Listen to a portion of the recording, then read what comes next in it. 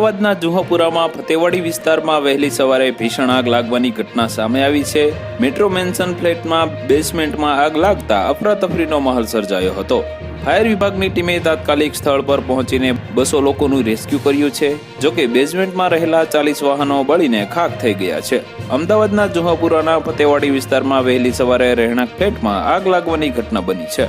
Metro mention flat બેઝમેન્ટમાં આગ લાગી હતી, જે પછી આગે વિકરાળ સ્વરૂપ ધારણ કર્યું હતું। આગના બનાવને લઈને ફ્લેટમાં દોડધામ મચી ગઈ હતી। આગ લાગવાની ઘટનામાં બેઝમેન્ટમાં પાર્ક 3 રિક્ષા પૈકી 40 વાહનો બળીને ખાખ થઈ ગયા છે।